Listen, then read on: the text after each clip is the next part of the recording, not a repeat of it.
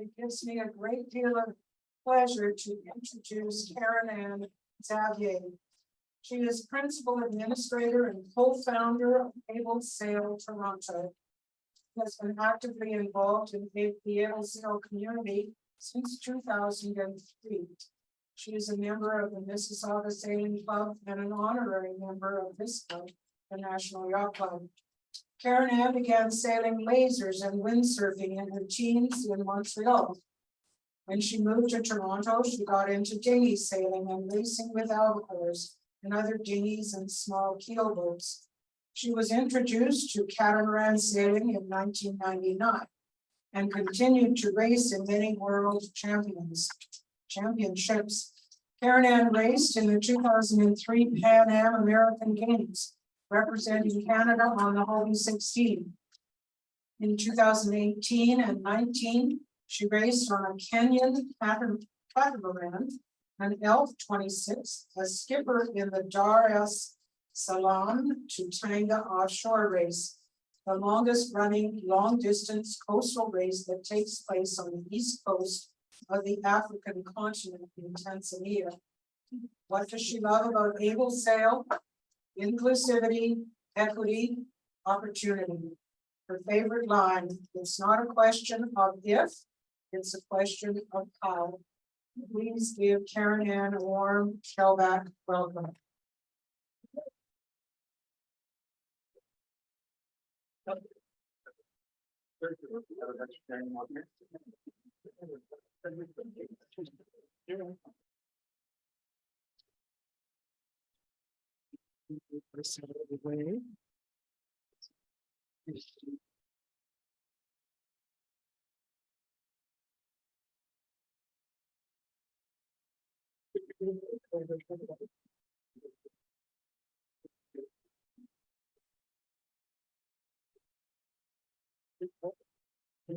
Hello, everyone.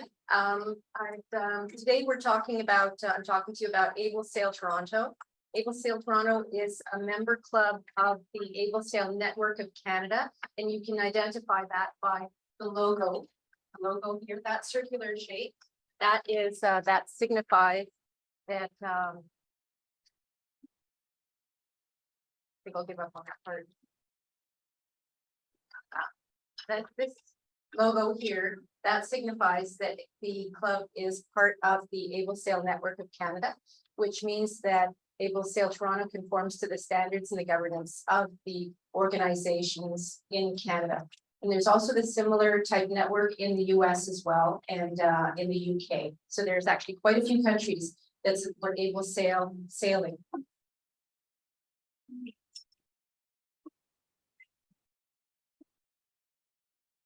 So Able Sail Toronto is a sailing club for people with physical disabilities that is located here at National Yacht Club since 2019. And our members are individuals with physical disabilities who are both novice, beginners, people that have started from scratch, or experienced sailors. Members engage in pleasure sailing or in race training or in regattas. And we also have a national regatta every year, which is called Mobility Cup, which is held in different parts of Canada. And sailors will travel to that event wherever it is in the country. Last year it was in Nova Scotia. We're able to support sailors that are from the age 8 years old and up. So we have youth that are sailing with us, and we have that is a growing area for us. We did a soft launch last year, in 2022. And that's growing further this year.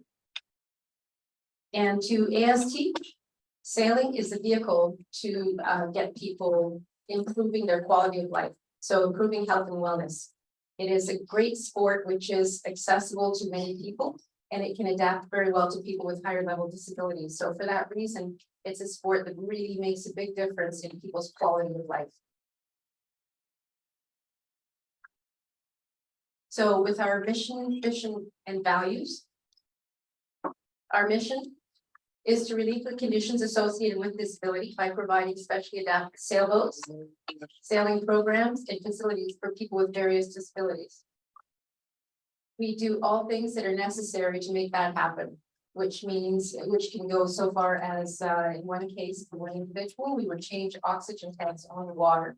So we wouldn't have to go back into shore to change an oxygen tank, we would do it on the water. So we do whatever it takes to make it possible for people to get out there on the water and enjoy themselves. We have many adaptations that we do, and we're always creating new adaptations. Our vision is to promote inclusion for people with disabilities in healthy, active, and safe recreation, to increase access for people with disabilities to outdoor activity, to promote creation of community and social inclusion for people with disabilities. So our values are equality, equity, inclusion, autonomy, and interdependence. How does it work? Well, we have specially adapted sailboats. These are the Martin 16s. These boats were designed specifically for this purpose. It's not a boat that has been adapted. It's a boat that was designed specifically for the accessible sailing. And that was done by Don Martin many years ago. And what he did was he gifted the design to the Able Sail Network of Canada, so that that design could be continued for the specific purpose of people being able to sail that might otherwise not be able to. And there's been 6 different builders over the years, because the concept is it's owned by the equivalent of the class association. Then what the different builders along the way will, over the years, have built both. And that is ensures the longevity of the class. We also have a lot of varied equipment as well to address people's needs, such as people that have limited hand dexterity or might not have hand strength, that enables them to sheet the boat using what's called a windlass. We're also working on adapting that technology to make it more flexible for people who have no hand use, but might have their wrist or might have their elbow. So these are all things that we're working on. And so another thing is that we also want to foster independence. So it's not a case of we're taking people out for rides on a sailboat. That's not what we do. What we do is we get people sailing themselves. We want them to be independent, to feel independent, to leave their wheelchair or assistive device on the dock and get out there on the water and do it themselves and know that they can do it safely and with confidence. Why do we do it? Well, I used to always say that it's planning for my future. That I want to know that it's there for the time that I need it, because I don't want to stop sailing. I want to be 80 years old and still sailing. I've seen lots of people 80 years old and still sailing. So I want to be able to continue doing that. That's my selfish reason. My second reason is that my dad was a person with disability. And he was a very serious sailor. And when I was growing up, that was all I knew. We would hang out together around the boat. And then he had his car accident and he wasn't able to sail anymore. So that broke his heart. And he never recovered from that. So for me, every time somebody's going out sailing, it's like my father's going out there. So that's in the back of my mind, is that memory of him going out sailing. This would have changed his life. So this program is managed by people with disabilities. So that is a core thing, is that dependence. It is run by people with disabilities because they know better what they need. Rather than us telling them what they need, it's better for the people with disabilities to run it themselves. And then the volunteers do a lot of heavy lifting, but we're supporting the needs of the people that tell us what they need. So what we do is try to adapt as much as we can to the needs, and that could be also personality needs too. It could be somebody who's had fear on the water or has special individual needs from a personality standpoint. It's not necessarily physical. And some of the people have been disabled their whole life. Some of them are new to being disabled because they've been in a car accident or they've had a fall on the ice. So the needs vary, and also depending on the individual, it could be something that is changing as their life goes on. So we do assessments every year to ensure that we're matching the current needs of the individual. So the type of disabilities for the people that participate paraplegia, quadriplegia, those are the ones that we hear about the most. We have one member, this lady here, who has Lou Gehrig's disease. So she has ALS. And we have people with spina bifida, cerebral palsy, multiple sclerosis, Guillain-Barré syndrome, affects the stroke, brain injuries, artificial limbs, chronic pain, and other disabilities. Approximately 80% of our members are in wheelchairs, whether it's manual wheelchair or power wheelchair. 62% of those have higher level disabilities. We actually have a very high ratio, the highest ratio in Canada for people with higher level disabilities, which is part of the reason that we are always focusing on trying to adapt as much as we can to people's needs. So doing all of this is very volunteer intensive. So we operate with, we try to do a 1-to-1 ratio for the number of participants to the number of volunteers. That means we need 75 volunteers this year. And we wouldn't be able to do it without those volunteers. They really make it happen. And it's truly a family when we're working together. So here we're seeing 2 boats getting prepped to go out on the water.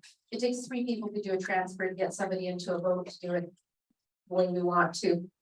And the boat prep, all the maintenance of the boats, everything needs to get done. So this is all done through volunteers. Different volunteer roles. Sailing companion, that's the one that most people are knowledgeable about. That is going out sailing with the sailors. So some sailors will sail solo, which means they have their independent sailing privileges, which is always the objective. And you'll sometimes hear our sailors saying, I'm training to get my independent sailing privileges, ramping up their sailing skills so that they can go out there. And then the sailing companion could be someone who's actually just the hands and feet for getting them on and off the dock. Or it could be someone who is coaching them out on the water or supplementing because the individual wants to have the help with controlling things like the outhaul, the downhaul, boom bang, things like that. So it really varies depending on the individual. And another role is a racing companion. So we have certain individuals who will participate strictly for regattas. So they'll companion sail at regattas. Then there's the safety boat driver and helper. We always have a safety boat on the water. That is our policy. So whenever the sailors are out there on the water, there's a safety boat out there. That safety boat is to ensure that, you know, nothing can happen because we're always monitoring.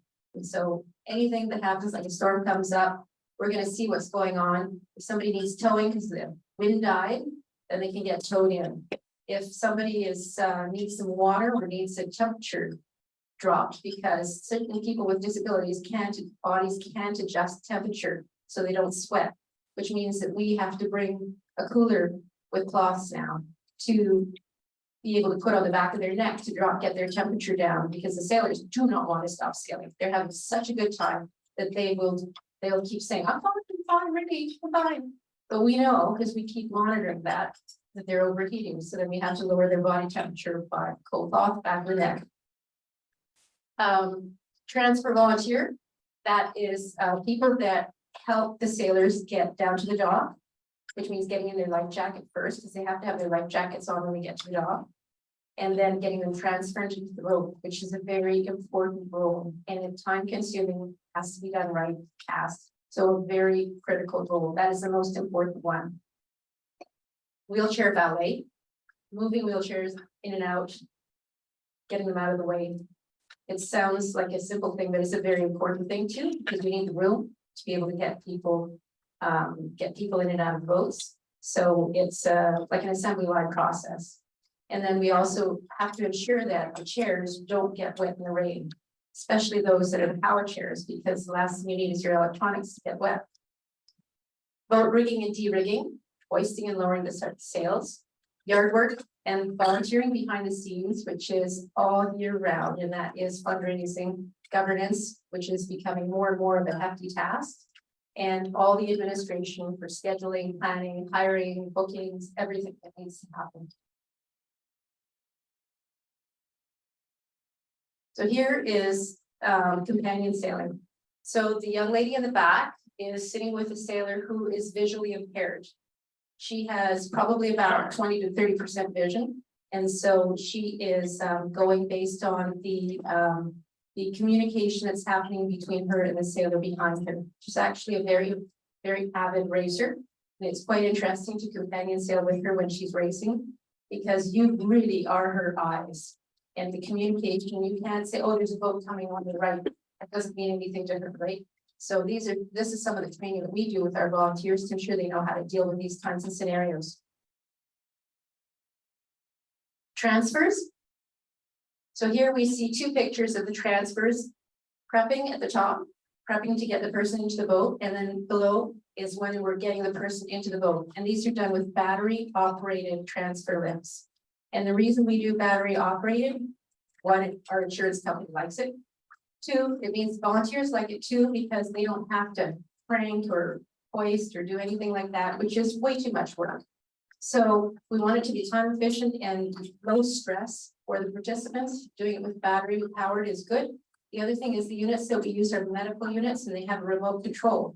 So that means we can hand the controls to the sailor, and the sailor can lift themselves up or lower themselves down as well. So again, that's contributing to the self, being able to do things yourself and independent. And that's what we always want to do.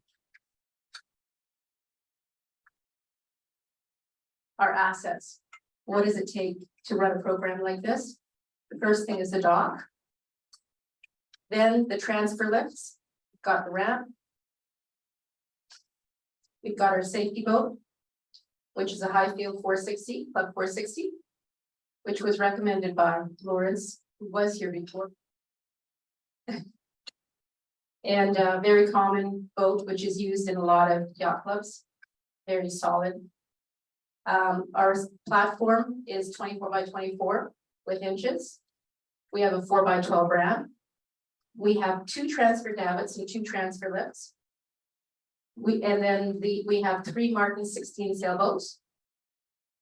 And then we have 2 windlass assisted devices and 3 Cape seats. And a Cape seat is a specialized seating arrangement. We have 3 of them because they're different sizes and different adjustment factors.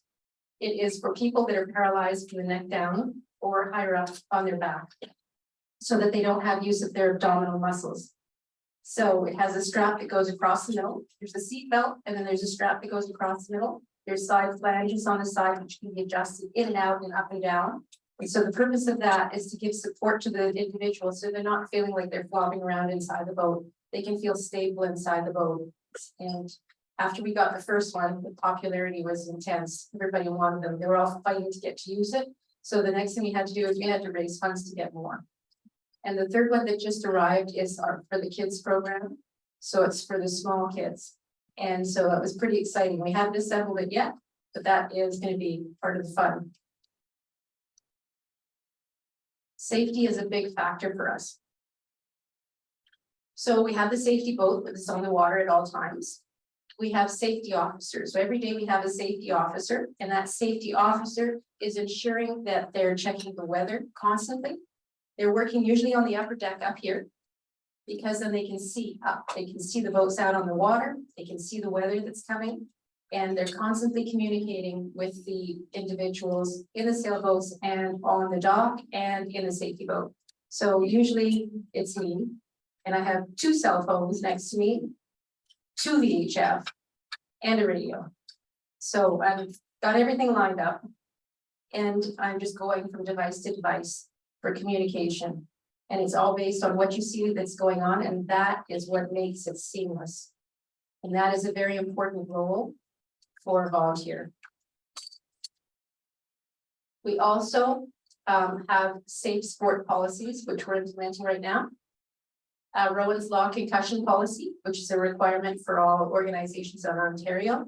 The safe sport is for all organizations, all sports in Canada. And the Marine First Aid and CPR is a course that is very important, that we strongly believe in. And I can say that a couple of weeks ago, just maybe 2 weeks probably after the boat show, I got to use my practical skills right down here on the street. The lady that had a fall on the ice and had her head hit the road, and it was quite bloody. and got to implement my skills that I gained in that course. So I'm doing it again this year because I know that I probably saved your life. All staff and volunteers also have the vulnerable sector checks, which are done annually too. So that's the requirement that we have, which is now a legal requirement. And the PCOC and harbor license, of course, for people driving a safety boat. May I ask for a vulnerable sector check, please? That's a police check. Can you please repeat the question for people? So the vulnerable sector check is a police check. So that is for some municipalities, you can do it online. In Toronto, you actually have to send it in by mail. And it's for them to do a check to see if you have a police record of any issues with regards to children in particular and any other criminal activities.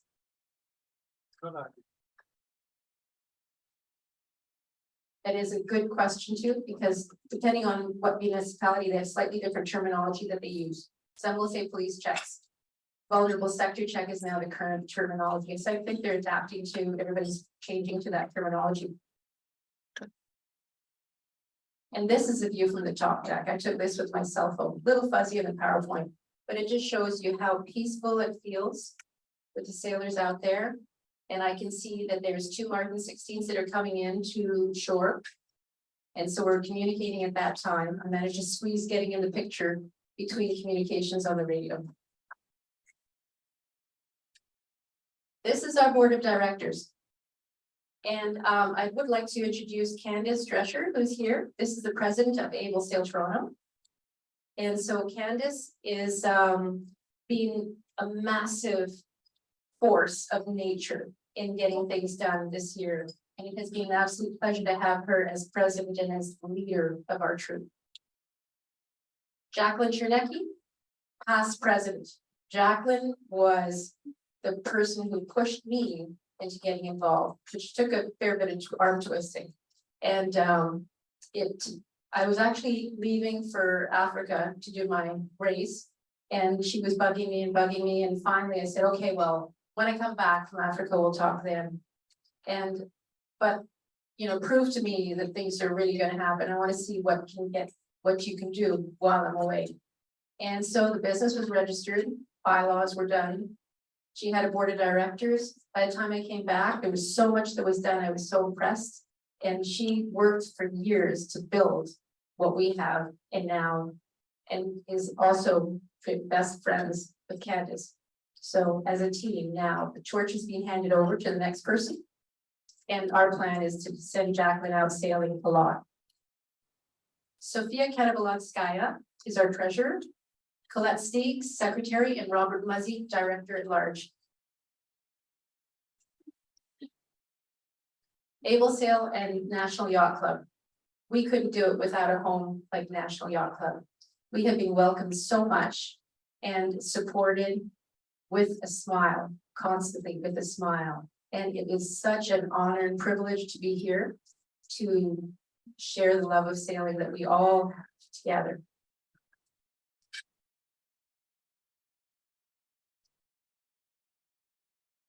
So our season plans for 2023.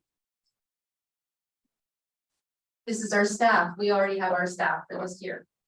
So as of, I think it was last Friday, the last contract got signed. So we have 4 staff for this year.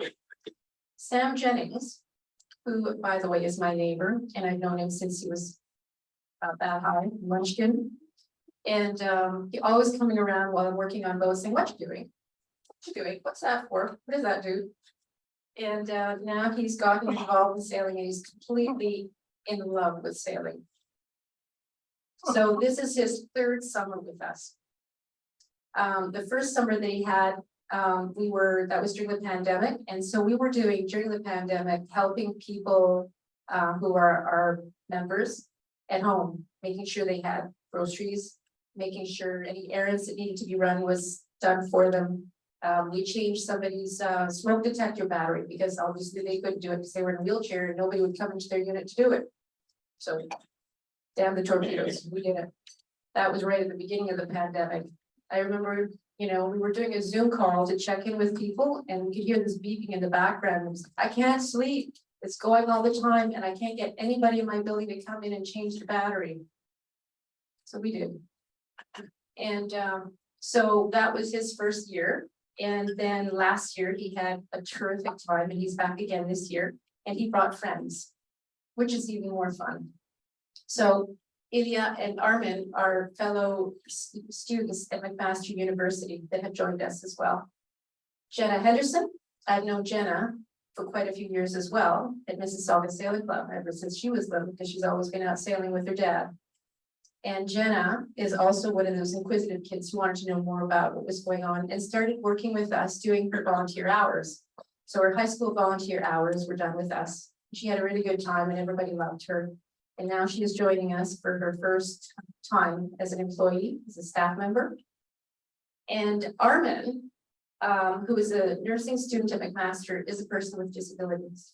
So we have that we want to promote and make a positive effect on the young people of today. We not only give them jobs, we want to also open up opportunities. This is his first job ever that he's been able to have. And so he is going to have a great deal of care from us and will learn a lot. And we also try and do other things for them. These kids are all partially paid for by Canada Summer Jobs, 50% of their wages. So what we do is we assess what they want to study in school, and then we make arrangements to try and get them to do informational interviews, see places where they could work down the road. So we take the requirements of Canada Summer Jobs very seriously. And so we're expanding the youth sailing program this year. We're implementing a storage trailer. We did a Trillium grant, which we were successful at. And so we've got a storage trailer, which is now sitting and waiting for us till the boats come off the hard so we can get it on the property. And you're going to see it along the fence line with the Trillium logo on it. Volunteer recruitment and training during the pandemic. We lost a lot of volunteers. They disappeared. We vaporized. And so we need a lot more volunteers to replace. And that requires training, starting over from scratch and training. Charity status, we're in the process of charity status right now. So we're working with the charity directorate. And so that is moving along quickly. The safe sport implementation, we're right in the throes of doing that right now. And we will have that done by the end of March.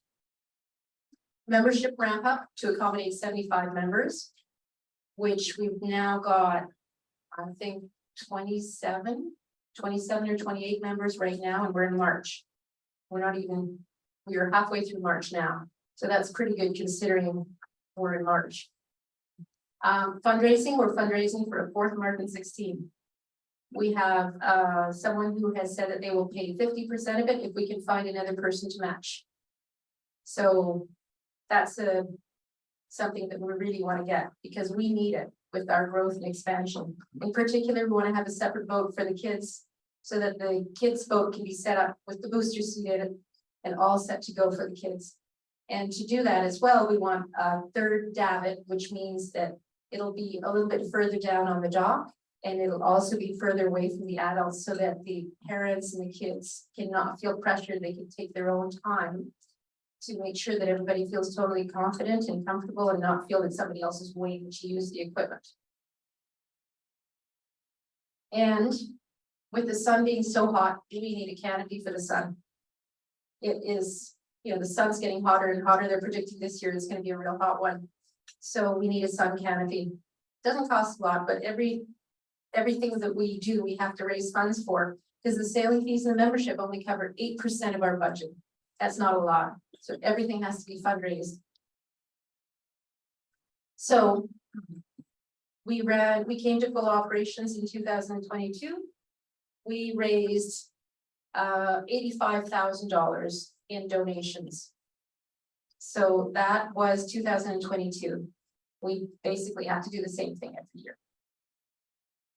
And we've also had the benefit of some grants, the Canada Summer Jobs we've gotten every year. The Ontario Sport Network and Sport Canada gave us $30,000, which was a huge help last year. And part of when you first came in the door, you may or may not have noticed that there is hand wave actuators on the doors. That way you wave your hand by the door and then the door opens. They're on the door, main entrance door to the main dock. As well as, there's one right here by going out onto the deck, and then the ladies' room and the men's room. That was paid for by that grant. So what we did with that grant money is we put it into the building here at National Yacht Club. Helps everybody, not just us, but it helps everybody. And we put in those doors, accessible doors with hand wave actuators, which cost more than the standard ones, I might say. And our expenses are higher as well this year because not just us, but everybody in Canada, because Canada Summer Jobs is not funding as much of the salaries as they used to. So it's been gradually tapering down, which means we all have to fork out more money and raise money. All sports organizations that use Canada Summer Jobs. So our profit and loss that was 10,868 of loss in 2022. So even with all that money, and that's because of the depreciation of our equipment. And the big thing that we're doing this year is Mobility Cup. That is like the premier regatta in North America. And people from all over Canada and the US will come to this regatta. And we have an extensive group that come from California. The purpose of Mobility Cup is to demonstrate that sailing is inclusive. So for the people that haven't seen it before, it is very eye-opening to see how all levels of disabilities, people with all levels of disabilities, people that are paralyzed from the neck down, can go sailing, can participate, can race competitively. That is our goal. So anyone can sail independently, regardless of their physical abilities or disabilities. That is the objective. And what do we need to make that happen? We need $100,000. So $100,000 is what we typically, every year it's the same thing for every place that offers it, that hosts it, we all try and raise $100,000. And because that's what it takes. And there's a lot more expenditures that are necessary versus another traditional North American championship because you're dealing with all the accessibility issues. We have to rent a tent, a big tent, to host the banquet and host the opening ceremonies. And we also want to blow the doors off and make it really good. So the objective is make it a fantastic event. That is a premier event and that will be a legacy that will be here for future years to come. The date of Mobility Cup, the question was, what is the date for Mobility Cup? And it is August 25th to the 31st. And it's going to be held here at National Yacht Club. And the other thing, part of the reason for the date being the way it is it's smack in between the CNE and the air show and the film festival. So the date is very specific. There's only that week that we can host the event, period, if we're hosting it here in Toronto. We have to rent big tent, as I was saying, and all the tables and chairs, the food and beverage. This is in order of the cost. So how much it costs us to do things, the larger amounts are on the top. Food and beverage is big. Insurance, because you have to nowadays have an additional insurance for a large scale event of this sort. Opening and closing ceremonies, merchandise and logistics. And that is for the volunteer management. We have different zones. We have the able dock and the enabled dock. So we have the people that are in wheelchairs that need transfers and the people that can self-transfer. And it's in a different area. There's a whole bunch of coordination that needs to go on. A lot of volunteers. You feed the volunteers because you want to take care of your volunteers. So a lot that's involved. Transportation, we transport people back and forth. We have 2 host hotels and the transportation getting people from the airport to here and all the getting them back and forth to the hotels as is needed. And safety, we have to pay for that too. So we need to have first aid here. We need to have more people on the water. And it takes 100 volunteers to run an event like this. The website is already up, mobilitycup.com. And so you can take a look at the Mobility Cup website. There is a link there in the PowerPoint for the volunteer registration. So you can register as a volunteer. There's a lot of different tasks that can be done. There's a description of the different roles. And we're starting the training now for volunteers. So we're in the process of ironing out a few other things, such as figuring out the cost of tents as our mission for today. And then we roll into volunteer training starting next week. This is from last September. I think it was in September. And this is taken at Mobility Cup. And you have your shirt on from the event. Cape Breton. It was an awesome time. I love the lobster. I have to say, going to Nova Scotia, for me, it's all about the lobster. And we had an amazing experience with the Blue Nose coming in. So that was an amazing thing that happened during the opening ceremonies as the Blue Nose came in. And they stayed with us for a few days. These, you can see some of the boats getting rigged up, ready to go out for a sail. This is a morning shot. This is one of our sailors, Tracy. And I just love the joy that is exuded from her every time she goes sailing. I remember the first time I met her, and there were people saying, oh no, she can't sail, no, you know, she's too disabled, she can't sail, it's not possible. And I can't tell you, I won't be able to repeat on a microphone, and it's being recorded what I actually said at the time. That was when I was new to volunteering with Able Sail, but I just said, the heck with that, I'm gonna figure out a way, whatever it takes, to make it possible for her to sail. And she won her fleet in 2022. So that was pretty exciting to see that happen. And this is another one of our sailors, Linda. She is, I actually used to race with her on Hobie 33 in the women's racing league for years. And so we were both avid sailors on the same team. And then I never heard from her, didn't know what happened, she disappeared.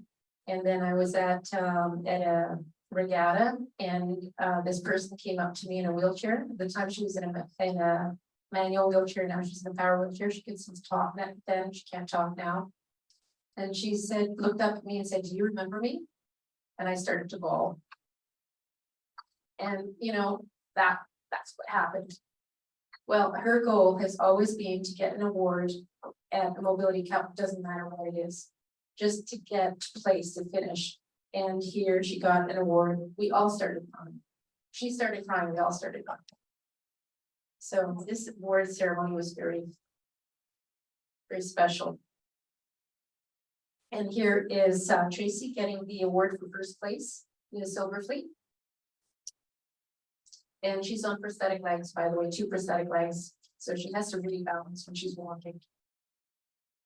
And these are all the donors that make it possible for us to do what we do here. So I listed them out. And as you can see, it's a pretty long list. And the support that we get from the business community has been absolutely fantastic. Individual donations makes up about $15,000 a year in individual donations, and people giving $1,000, $1,000, $5,000. It makes a big difference, and it feels, it's really warming. It's really heartwarming to see that kind of thing.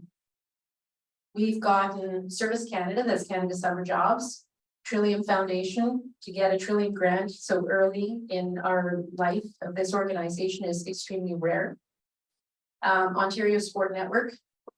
I remember getting the phone call from Len Lethbridge that we got the grant, and he said, I hate you, but I love you. Because they had applied for one and we got it. Microsoft. So Microsoft turned around really fast in giving us a grant. And our accountant, ELR, Pro Bono Services, Omron Technologies. And that is a whole expansion of some new technology that's coming into place, and they're going to help us with that.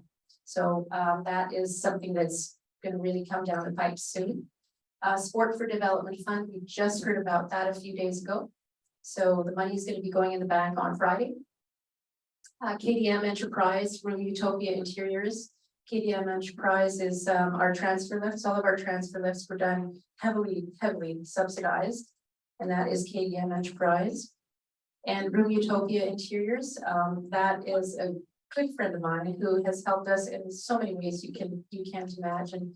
And a lot of things that are behind the scenes that you wouldn't imagine during the pandemic, bits of furniture, whatever, all kinds of things that were needed for people to make their lives better during the pandemic outside of sailing, because we do that too. And thank you. Thank you for having me.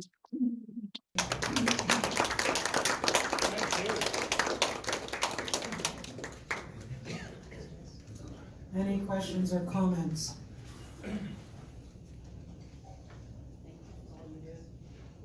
Marvelous program. Could you give us more details about the Martin design sailboat? That's quite impressive. I'm quite curious about it. What was necessary?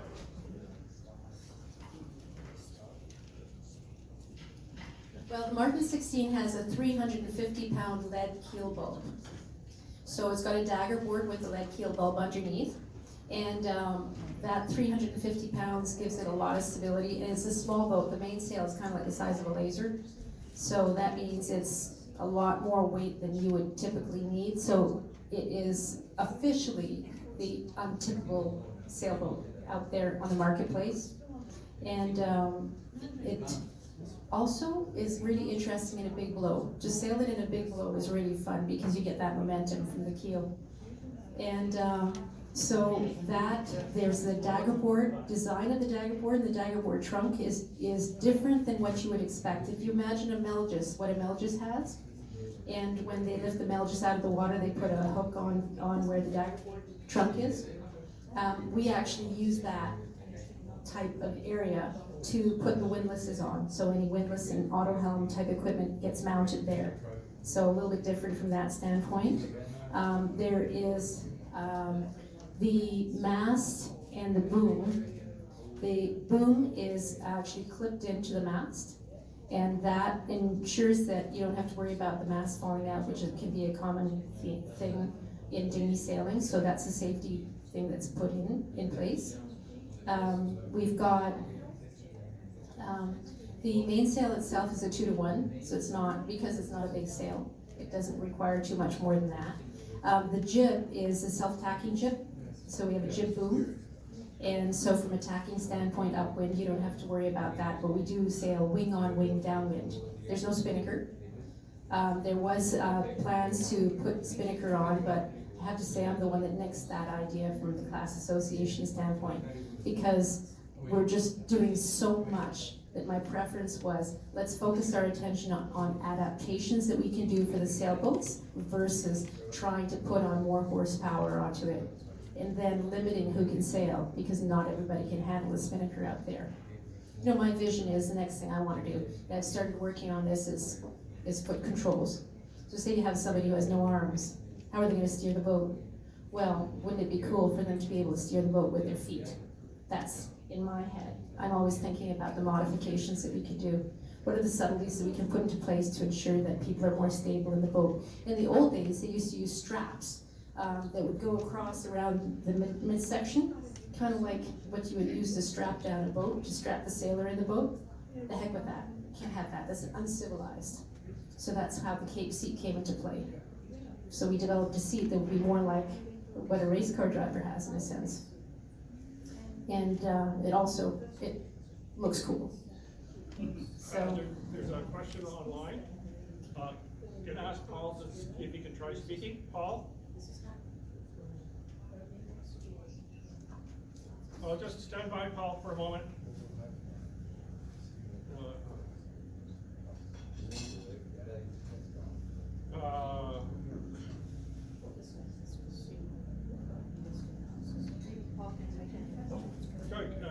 Yeah, go ahead and put it in chat for now.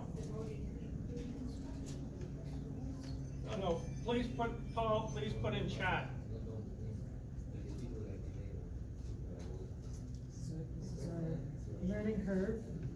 Will smooth out after a while. for all of us, by the time we get it down pat, the pandemic will be finally completely over. Except that So, okay, Paul, put your question in chat. we hope that we will continue with Yeah. It's a question related to the Martin again. You said that it was a Canadian design. Is it used outside of Canada? And the answer is yes. I can tell you there are 3 Martins in Japan, and I have these Japanese sailors that are communicating with me regularly, and every year on my birthday, the first birthday message I ever get is from Japan. Okay, the question was your organization at Queen's Quay before? That's a different organization. So we're part of the Able Sail Network of Canada, so we're part of the nationwide organization, and it's different from that organization, which is not part of the Able Sail Network of Canada.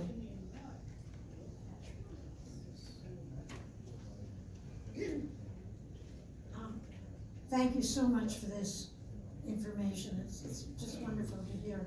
But I would like to also add that I was down on the dock here a few years ago, and I was watching, and they were putting a man, they were lifting a special lift. He was quadriplegic, and they were lifting him into the boat. And he was on his own in a small boat. And I said, well, how can he do it? He's a quad. And they described how, man, it was absolutely fascinating. He controlled the sails with a special contraption that he breathed in and out. And the way he blew into this contraption, he was able to control the sails. It was absolutely fascinating. And it was just down here in the dock. Thank you. Wonderful. Any other comments or questions?